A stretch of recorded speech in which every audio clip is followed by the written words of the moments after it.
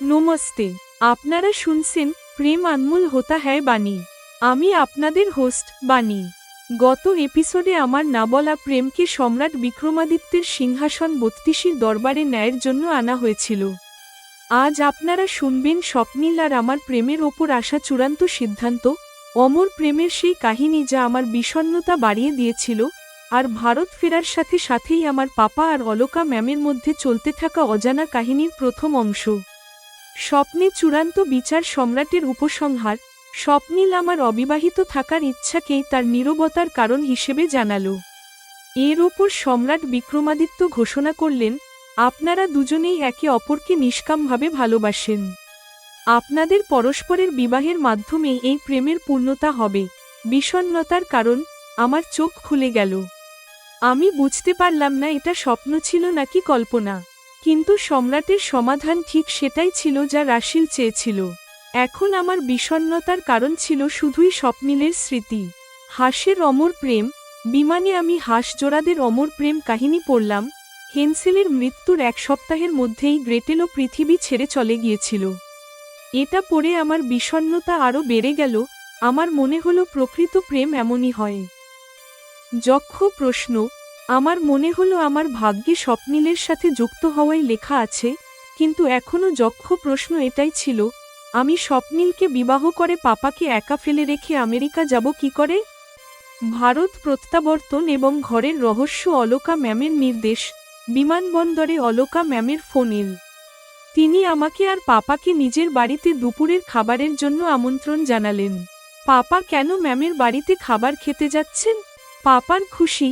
বাড়ি পৌঁছে আমি অবাক হলাম। আমার পাপাকে আগের চেয়ে অনেক বেশি শক্তিশালী আর ফিট মনে হচ্ছিল। বিবাহের সুর। অলকা ম্যাম পাপার সামনেও আমাকে বিয়ের জন্য বোঝালেন, আর পাপা তাতে সায় দিলেন। কিন্তু আমার মনে একটা বিষয় খটকা লাগলো, পাপা কেন বারবার ম্যামকে অলকা বোনজি বলে ডাকছেন? এতে স্পষ্ট হলো যে ম্যামের প্রতি পাপার স্নেহ ছিল ভাই বোনের মতো। রাতের প্রকাশ। রাতে যখন আমার ঘুম এল না, তখন আমি পাপার ঘরে গেলাম। পাপা আমার উৎসুক্য বুঝতে পারলেন আর বললেন, অলকা খুব পরোপকারী মহিলা। তুমি যেদিন আমেরিকার জন্য রওনা হয়েছিলে, সেদিন থেকেই সে আমার খেয়াল এমনভাবে রেখেছে যেন সে আমার ছোট বোন। পাপার যত্ন। পাপা জানালেন যে আমেরিকা প্রবাসের সময় তাকে একবারও নিজের খাবার নিজে রান্না করতে হয়নি। পরবর্তী এপিসোডের কৌতূহল, অলকা ম্যাম পাপার বাড়ি থেকে বেরোতেই তাকে কেন ফোন করলেন? আর তিনি পাপার জন্য খাবার ও যত্নের ব্যবস্থা করলেন কিভাবে? পাপা আর অলকা ম্যামের মধ্যে প্রেমের এই নতুন সম্পর্কের রহস্য কি? জানতে হলে পাশে থাকুন প্রেম আনমোল হোতা হ্যায় বাণীতে। আপনারা শুনবেন এপিসোড 59, বিক্রমাদিত্যের বিচার, অমর প্রেমের কথা আর পাপার রহস্য। সম্রাট বিচার দেওয়ার প্রক্রিয়ায় আমাকেই ফাঁসিয়ে দিয়েছেন। তিনি আমার প্রেমের প্রত্যাশাকে বিবাহ পর্যন্ত পৌঁছে দিয়েছেন। মহারাজ, স্বপ্নীলের আমার প্রতি প্রেম তো প্রকাশ পেয়েছে, কিন্তু আমাদের বিবাহ সম্ভব হবে কি করে? আমি ভারতেই থাকতে চাই, অথচ স্বপ্নীল আমেরিকায় থাকে এবং সেখানকার নাগরিক। আমি ধীর স্বরে সমস্যার কথা জানালাম। মহারাজ, বাণী অবিবাহিত থাকতে চায়। এটাও একটা সংকোচ, যার ফলে আমি তার কাছে নিজের প্রীতি প্রকাশ করিনি। স্বপ্নীল নিজের পক্ষ স্পষ্ট করল। এখন ৩২টি পুতুলের হাত আশীর্বাদের মুদ্রায় উঠে গেল। মহারাজ বিক্রমাদিত্য এর অর্থ বুঝে নিলেন। এটা স্পষ্ট হয়ে গেছে, আপনারা দুজনেই একে অপরকে নিষ্কামভাবে প্রীতি করেন। পরস্পরের বিবাহের মাধ্যমেই এই প্রেমের পূর্ণতা হবে। আপনাদের বিষয়টির এভাবে সমাধান হয়ে গেল। বিক্রমাদিত্যের একথা বলার সাথে সাথেই সিংহাসন ৩২ সম্রাট, স্বপ্নীল আর আমার সেখানে থাকার দৃশ্যটি মিলিয়ে গেল। চমকে উঠে আমার চোখ খুলে গেল। আমার কানে উড়ন্ত বিমানের শব্দ শুনতে পাচ্ছি। আমি বুঝতে পারলাম না এটা স্বপ্ন নাকি আমি কোনো বিচিত্র কল্পনায় ডুবেছিলাম। এখানে সম্রাট বিক্রমাদিত্যের মতে সমাধান ঠিক সেটাই যা রাশিল চায়। আমি অবিবাহিত থাকতে চাই।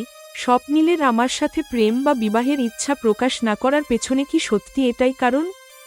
ভারত থেকে আমেরিকায় স্থায়ী হওয়া কি আমার জন্য অসম্ভব কাজ? আমার মনে জেগে ওঠা এই প্রশ্নগুলোর উত্তর আমি নই, সময় জানে। আমি নিজের দায়িত্বে ব্যস্ত হয়ে পড়লে সময়ের সাথে স্বপ্নীলকে ভুলে যাব, এটাও তো সম্ভব। অথবা এমনও হতে পারে যে স্বপ্নিলের প্রেম আমাকে বিবাহ করতে এবং ভারত ছাড়তে এই দুটোর জন্যই প্রস্তুত করে দেবে। এতদিন পর ভারত ফেরার আনন্দ হওয়া উচিত ছিল। পাপা ও অলকা ম্যামের কথা মনে পড়া উচিত ছিল, কিন্তু তা হচ্ছে না। আমি বিষণ্ণ, আর এর কারণ শুধুই স্বপ্নিলের স্মৃতি। পুরো বিমান যাত্রায় আমার মনে স্বপ্নিলের সাথে কাটানো সময়ের ছোট বড় সব স্মৃতি ফিরে আসতে লাগলো। আমি বিমানের রাখা ম্যাগাজিনটা তুলে নিলাম। পাতা উল্টাতে উল্টাতে আমার নজরে এল হাঁস-জোড়াদের অমর প্রেমের কাহিনী। আমি পড়লাম, ইংল্যান্ডের ক্লিথোপসে একটি বোটিং লেক আছে। সেখানে বহু বছর ধরে হেন্সেল ও গ্রেটেল নামের দুটি হাঁসকে একসাথে থাকতে দেখা যেত। 2022 সালের শীতকালে হ্রদের জল জমে গিয়েছিল।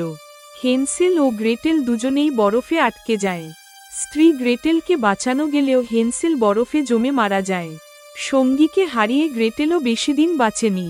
হেন্সেলের মৃত্যুর 1 সপ্তাহের মধ্যেই সে পৃথিবী ছেড়ে চলে যায়। এটা পড়ে আমার বিষণ্ণতা আরও বেড়ে গেল। প্রকৃত প্রেমের রূপ এমনই হয়। তাহলে তো ভালোই হয়েছে পড়ার সময় আমার কারো সাথে প্রেম হয়নি, না হলে পড়ায় মন বসানো কঠিন হয়ে যেত। যদি কারো সাথে প্রেম হতো তবে সে স্কুল কলেজের কোনো সাধারণ ছেলেই হতো, যে স্বপ্নিলের মতো যোগ্য ও প্রতিভাশালী কখনোই হতো না।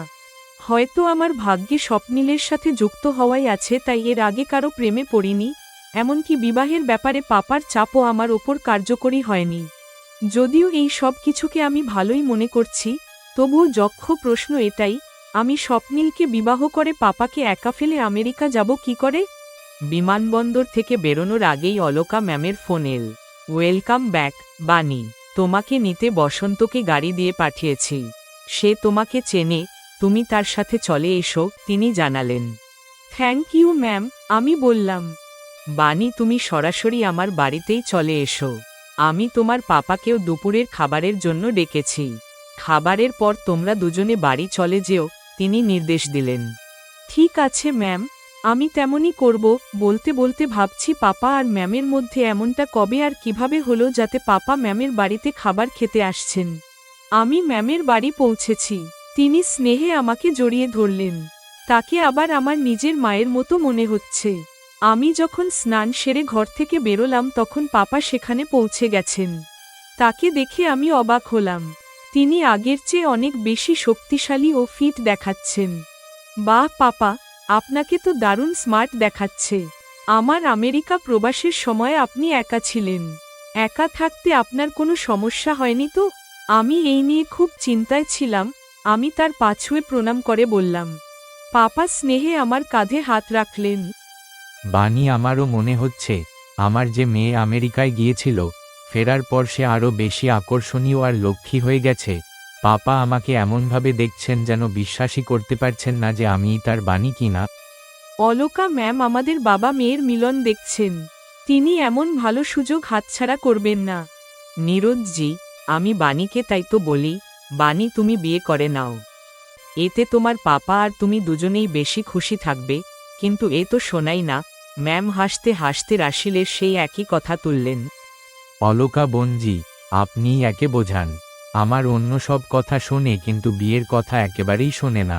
এই বিয়ে করলে আমি দায়মুক্ত হতাম। পাপা ম্যামের সুরে সুর মেলালেন। পাপা ম্যামকে বোনজি বলে সম্বোধন করেছেন। এটা আমার নজরে এল। অর্থাৎ তিনি জানেনই না যে অলকা ম্যাম তাকে অন্য চোখে দেখতেন। অলকা ম্যাম, পাপা এবং রাশিল আমাকে বিয়ের জন্য ক্রমাগত রাজি করাচ্ছেন। এটা আমার ভালোই লাগছে। তবুও আমি এখন এতে অনাগ্রহই দেখাতে চাই। এখনও আমি কোনো পথ খুঁজে পাচ্ছি না যাতে পাপাকে একা না ফেলে স্বপ্নিলকে বিয়ে করা যায়।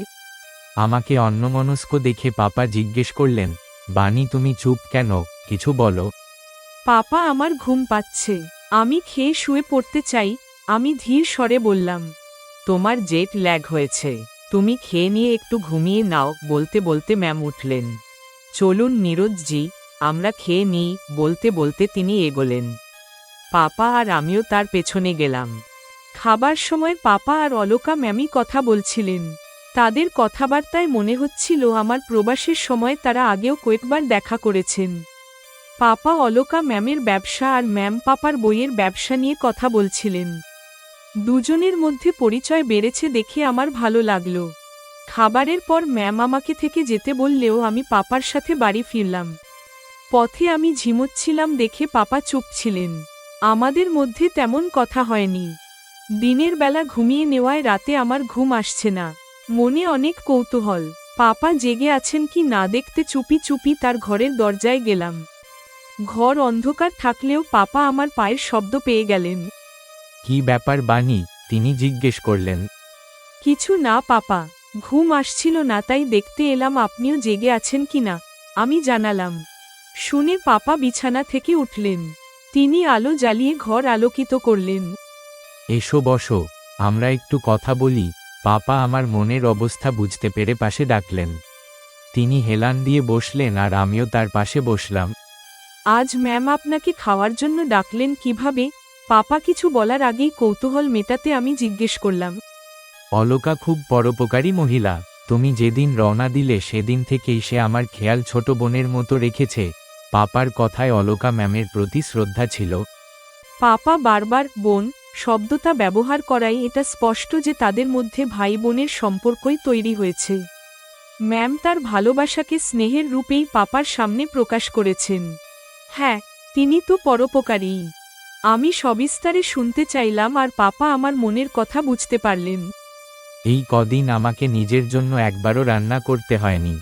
তুমি বেরোতেই বঞ্জির ফোন আসে। ম্যাম কোথা থেকে আমার নম্বর পেলেন জানি না। তিনি নমস্কার করে জানালেন তিনি অলকা ভাটিয়া বলছি। পাপা শোনালেন। আমি সহজেই বুঝতে পারলাম পাপা দোকানের খাতা বা বই যে প্যাকেটে দেন তার ওপরেই ফোন নম্বর লেখা থাকে। ম্যাম সেখান থেকেই নম্বর পেয়েছেন। ফোন করে ম্যাম আপনাকে কি বললেন? আমার জানার কৌতূহল বেড়েই চলল। জেমিনি র পর্যালোচনা এবং উপস্থাপনা নির্দেশ। এপিসোড 59 সমাপ্ত।